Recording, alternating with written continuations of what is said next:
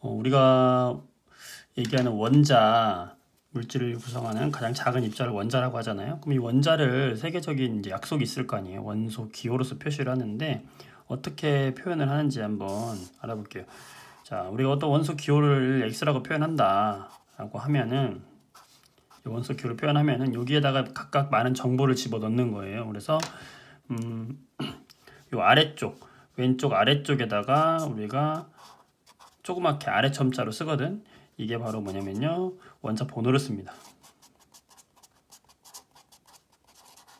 보통 그냥 원소 기호만 가지고 얘기하는데,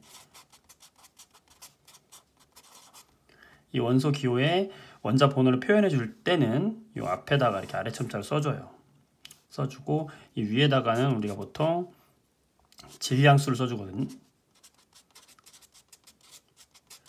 실제 질량이 아니고 상대적인 질량을 얘기하는 거예요. 상대적인 질량. 그래서 이 질량이라는 것은 우리가 원자를 이루고 있는 이제 무게라고 보면 되는데, 상대적인 질량이라고 보면 되는데, 이거 그냥 외우기보다는 한번 그림으로 한번 이해를 해볼게요. 우리가 원자가 있다 그러면 이 원자 중심에는 이 핵이 있잖아요. 핵이.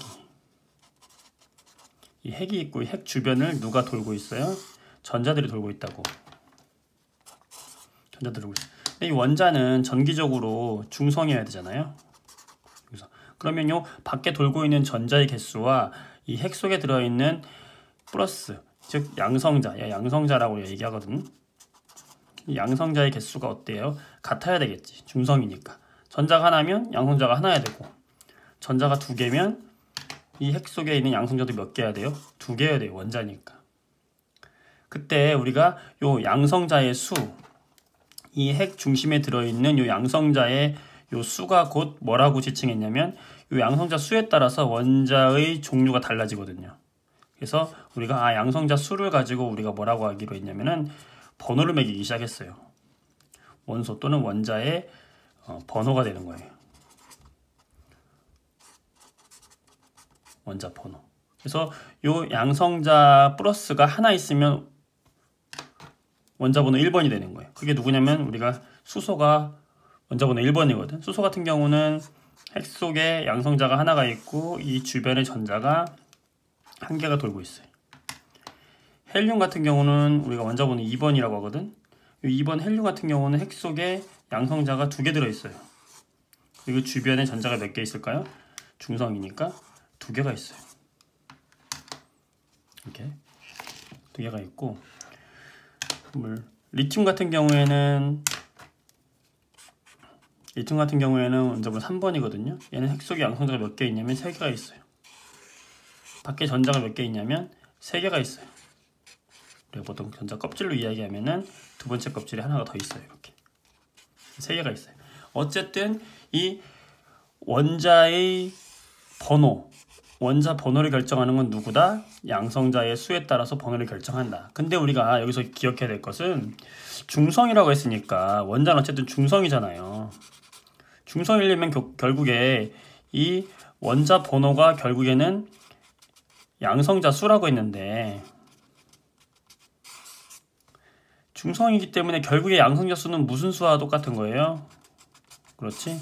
전자 수하고 똑같은 거죠. 요걸 일단 기억을 하고 있어야 됩니다. 그러니까 원자 번호라고 하는 것은 양성자 수인데, 이 양성자 수는 전자 수하고도 똑같다는 겁니다. 이해됐어요? 자, 그리고 두 번째 기억할 것은, 이 전자라는 거는 매우 가벼워서 질량을 거의 무시할 수 있어요. 질량으로 따지면 전자는 질량이 거의 없다고 보면 되고요. 그럼 누가 질량을 가지고 있냐면, 이 양성자가 하나의 질량이라고 가지고 있다고 한다면, 여기에 같이 있는 우리가 전하를 띠고 있지 않은 중성의 물질이 있거든. 그 우리가 중성자라고 이야기해요. 이 중성자의 개수는 몇 개 들어있는지 정확히 알 수 없어요. 양성자의 개수와 보통 비례해서 증가한다 정도만 알고 있으면 돼요. 그래서 결국에 이 원자의 질량을 결정하는 건 누구겠어요?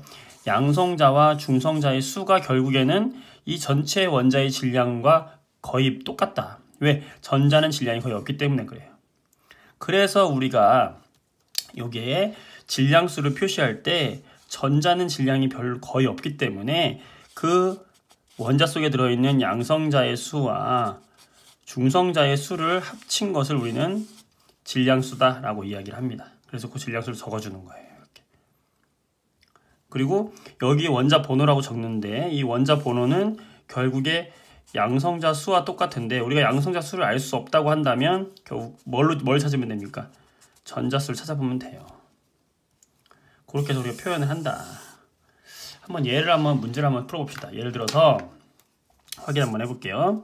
자, 예를 들어서 원자 번호가 12번인 마그네슘이 있다. 마그네슘이 원자 번호가 12번이에요. 12를 요 앞에 써준다거든. 요 마그네슘이 얘가 이온이 돼가지고 마그네슘 2 플러스 이온이 됐다. 그러면 요 녀석이 가지고 있는 전자수는 몇 개일까요? 아주 기본적인 건데. 자, 원자 번호가 12번인 마그네슘에 이온이 돼서 마그네슘 2 플러스 이온이 됐어요. 그때 그러면 이 마그네슘 2 플러스라는 이온이 가지고 있는 전자수는 몇 개겠느냐? 쉽게 계산하는 친구도 있을 수 있겠지만, 자, 원자 번호 12번이라는 게 힌트죠. 아, 원자 번호가 12네. 그러면 양성자 개수가 몇 개다? 12개다. 중성일 때에는 전자 개수도 몇 개다? 12개다 이거죠. 아, 전자 개수가 12개구나. 그런데 이 플러스라는 거는 전자를 2개를 잃어버렸다는 얘기죠. 그러면 전자 12개에서 2개를 잃어버린 거니까 Mg2 플러스가 가지고 있는 전자수는 몇 개다? 10개다. 이런 식으로 찾을 수 있는 거죠. 기본적인 겁니다. 아, 원자를 어떻게 표시하는가? 원소 기호를 일단 외워야 되고요. 이 원소 기호의 원자 번호가 곧 게이트 양성자수 또는 전자수가 된다는 거. 질량수는 전자는 질량이 거의 없기 때문에 전자를 뺀 양성자와 중성자의 수를 합친 걸 질량수라고 얘기한다. 질량은 아닙니다. 상대적인 질량수를 얘기하는 거예요. 자, 여기까지 하겠습니다.